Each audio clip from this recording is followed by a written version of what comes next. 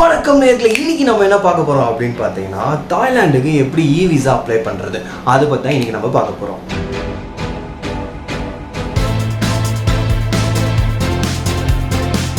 இந்த வீடியோல நம்ம என்ன பார்க்க போறோம் அப்படின்னு பார்த்தீங்கன்னா எப்படி ஆன்லைன்ல விசா அப்ளை பண்றது, அதுக்கப்புறம் பார்த்தீங்கன்னா இதோட காஸ்ட் டீடைல்ஸ் என்ன, அதுக்கப்புறம் இதோட பெனிஃபிட்ஸ் அண்ட் டிஸ்அட்வான்டேஜஸ் என்ன ஆன்லைனில் அப்ளை பண்ணுறதுக்கு.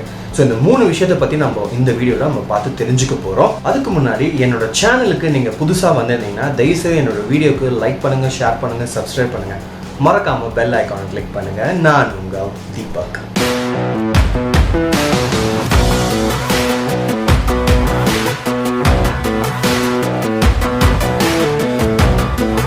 விசா அப்ளை பண்ணுறதுக்கு முன்னாடி எல்லா டாக்குமெண்ட்ஸும் ஒரு ஃபோல்டரில் போட்டு வச்சுருங்க. அதுதான் ஃபர்ஸ்ட் தம் ரூல்.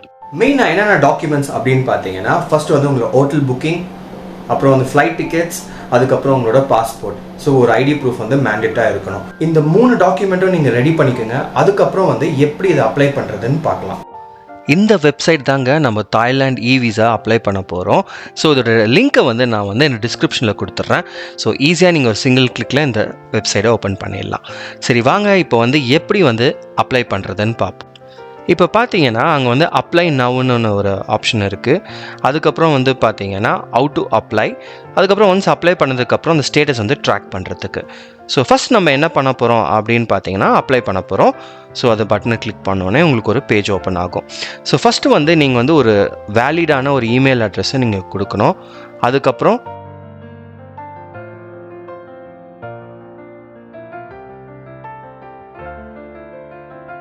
அதுக்கப்புறம் உங்களோட வேலிடான ஒரு மொபைல் நம்பர் கொடுக்கணும். அப்புறம் நேஷனாலிட்டி ரிப்பப்ளிக் ஆஃப் இந்தியா கொடுத்து சைன் அப் பண்ணிக்கோங்க. ஃபர்ஸ்ட் பார்த்தீங்கன்னா இங்கே பாஸ்போர்ட் பயோ பேஜ் கேட்குது. சம்டைம்ஸ் அது என்னன்னு புரியலன்னா அங்கே ஒரு லிங்க் மாதிரி கொடுத்துருக்காங்க, அதை நம்ம கிளிக் பண்ணி பார்ப்போம். What is passport bio page பற்றி நம்ம தெரிஞ்சுப்போம். ஸோ பார்த்தீங்கன்னா பயோ பேஜ்னால் அந்த ஃபோட்டோட போட்டு உங்கள் டீட்டெயில்ஸ் இருக்கும் இல்லையா, அதுதான் உங்களோட இன்ஃபர்மேஷன் தான் பயோ பேஜ். ஸோ நம்ம நான் ஆல்ரெடி இதை சேவ் பண்ணி வச்சுருக்கேன். அடுத்தது என்னென்னு பார்த்தீங்கன்னா அரைவல் ஃப்ளைட்டு.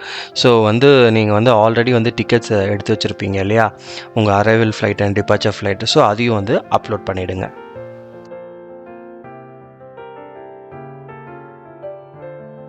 அடுத்தது முக்கியமாக நீங்கள் பார்க்க வேண்டிய விஷயம்னு பார்த்தீங்கன்னா அக்கமடேஷன்.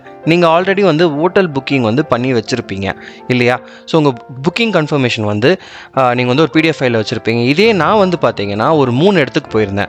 ஸோ அதனால் எல்லாமே ஒரே பிடிஎஃப் ஃபார்மேட்டில் வச்சு அப்லோட் பண்ணியிருந்தேன். அடுத்தது பார்த்தீங்கன்னா பாஸ்போர்ட் கவர் ஃபோட்டோ அப்லோட் பண்ணோம். அதுக்கப்புறம் பார்த்தீங்கன்னா passport size photo. So sometimes size இஷ்யூவாக இருந்ததுன்னா அந்த சைஸ் என்னவோ அதை பார்த்து நம்ம எடிட் பண்ணி அப்லோட் பண்ணோம்.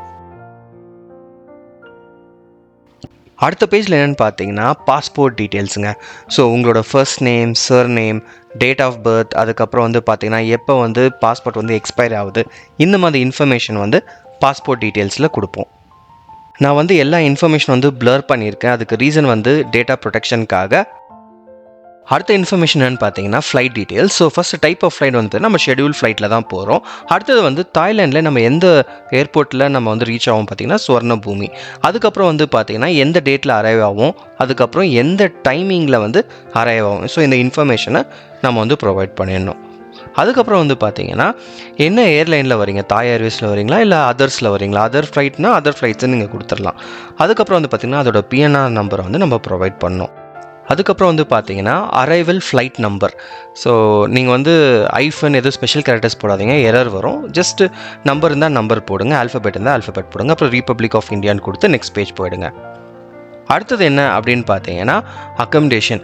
ஸோ அக்கமடேஷன் ரொம்ப இம்பார்ட்டண்ட்டு. கரெக்டான இன்ஃபர்மேஷன் நீங்கள் ப்ரொவைட் பண்ணுங்கள். ஃபஸ்ட்டு எந்த ஹோட்டலில் போய் ரீச் ஆகிறீங்க, ஓகேவா. நீங்கள் எத்தனையோ இடத்துக்கு வேணால் போகலாம். தாய்லாண்டில் பட்டாயா இருக்குது, ஃபுகேட் இருக்குது, கிராபி இருக்குது, எங்கே வேணால் போகலாம். ஃபஸ்ட்டு நீங்கள் எங்கே போய் ரீச் ஆகிறீங்களோ அதோட இன்ஃபர்மேஷனை கொடுக்கணும். நான் ஒரு ஹோட்டல் நேம் இப்போ எக்ஸாம்பிளுக்காக கொடுத்துருக்கேன்.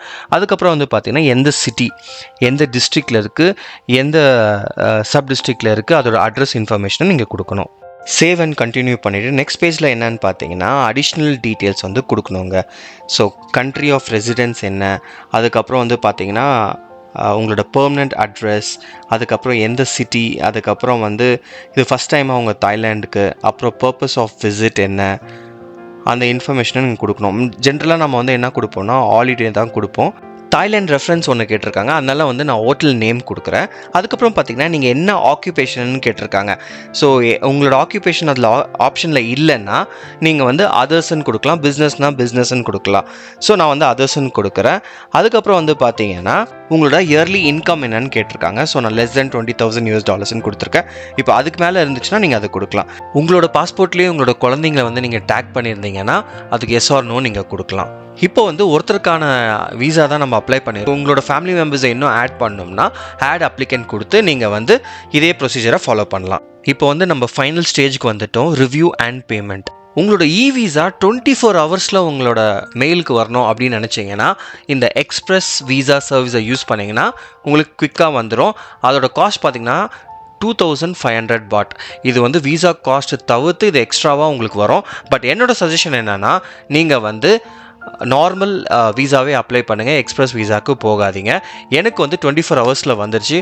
ஸோ நீங்களும் உங்களுக்கு லக் இருந்தால் உங்களுக்கும் வரும். நார்மல் வீசா காஸ்ட் எவ்வளோன்னு பார்த்தீங்கன்னா 2000 பாட்டு ப்ளஸ் ஒரு 500 பாட் அதிகம், ஏன்னா விஎஃப்எக்ஸ் குளோபல் வந்து சார்ஜ் பண்ணுறாங்க. ஸோ டோட்டலாக 2500 பாட் ஆகுது பர் பர்சனுக்கு. ஒரு தடவை அப்ளிகேஷன் சம்மரியை வந்து க்ளீனாக படிச்சுட்டு டேர்ம்ஸ் அண்ட் கண்டிஷனுக்கு வந்து அக்செப்ட் பண்ணிவிட்டு நெக்ஸ்ட் வந்து நீங்கள் வந்து பேமெண்ட்டுக்கு போயிடலாம். அதுக்கப்புறம் வந்து அக்செப்டன்ஸ் கேட்குது, கரெக்டாக டீட்டெயில்ஸ்லாம் கரெக்டாக கொடுத்துருக்கீங்களா அப்படின்ட்டு. ஸோ அது கொடுத்தோன்னே பார்த்தீங்கன்னா உங்களுக்கு வந்து பேமெண்ட்டுக்கான பேஜ் வந்துடும். இங்கே வந்து உங்கள் கார்டு இன்ஃபர்மேஷன் கொடுத்து நீங்கள் பேமெண்ட் பண்ணிக்கலாம். ஒன்ஸ் சப்மிட் பண்ணதுக்கப்புறம் ஏதாவது மிஸ்டேக் இருந்ததுன்னா நீங்கள் அவங்க சப்போர்ட் கேருக்கு ஃபோன் பண்ணி நீங்கள் வந்து கரெக்ஷன் பண்ணிக்கலாம். So don't worry. அப்புறம் வந்து பார்த்தீங்கன்னா உங்களுக்கு வந்து 24 ஹவர்ஸ்லேருந்து 7 டேஸ்க்குள்ளே வீசா வந்து உங்கள் இமெயிலுக்கு வந்துடும். ஸோ இதுதாங்க இ விசா அப்ளை பண்ணுறதுக்கான ப்ராசஸ். ஸோ நீங்கள் முன்னாடியே வந்து இ விசா அப்ளை பண்ணிட்டீங்கன்னா உங்களுக்கு வந்து 24 ஹவர்ஸில் வந்து இ விசா உங்களுக்கு கிடைச்சிரும். எனக்கு அப்படி தான் கிடைச்சிது. ஆனால் சில பேருக்கு வந்து 7 ஒர்க்கிங் டேஸ் கூட ஆகும் அப்படின்னு சொல்லியிருக்காங்க. பட் ஆனால் ஒரு 1 வீக்கில் உங்களுக்கு கண்டிப்பாக இ விசா கிடைச்சிரும்.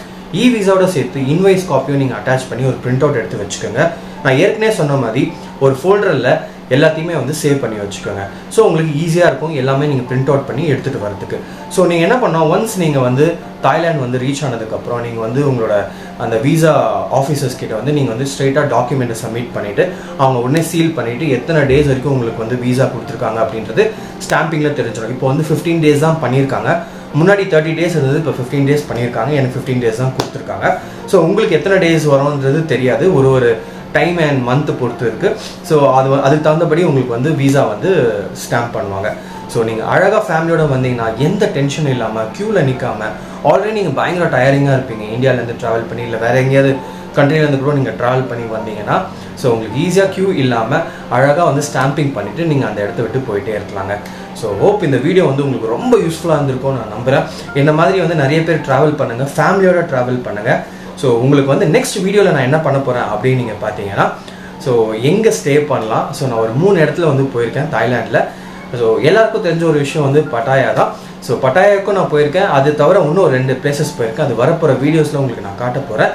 ஸோ அடுத்த வீடியோ என்னென்னு பார்த்தீங்கன்னா நான் எங்கே வந்து பட்டாயாவில் ஸ்டே பண்ணேன், அதோட காஸ்ட் எவ்வளோ ஆச்சு, எவ்வளோ சீப்பாக நான் வந்து காஸ்ட் சேவிங் பண்ணியிருக்கேன், எல்லா இன்ஃபர்மேஷனும் உங்களுக்கு வந்துகிட்டே இருக்குது.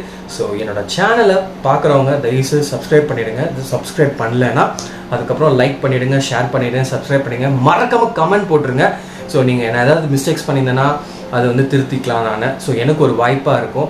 ஸோ எப்படி வந்து இந்த வீடியோ இன்னும் இம்ப்ரூவ் பண்ணலாம், என்னோடய சேனலை எப்படி இம்ப்ரூவ் பண்ணலாம், ரொம்ப கஷ்டப்பட்டு ஒரு வீடியோ நான் வந்து வீடியோ எடுத்து எடிட் பண்ணி ஏகப்பட்ட டைம் வந்து நான் அதில் வந்து இன்வெஸ்ட் பண்ணியிருக்கேன். ஸோ என்னோடய வீக்கெண்ட்ஸ் கூட பார்த்தீங்கன்னா I take lot of time ஒரு வீடியோ எடிட் பண்ணுறதுக்கு. ஸோ அதனால் வந்து உங்களோட சப்போர்ட் எனக்கு கண்டிப்பாக தேவை. இந்த வீடியோ ஒரு 4 பேருக்கு யூஸ்ஃபுல்லாக இருந்தாலே அதுவே எனக்கு ரொம்ப சந்தோஷம் தான்.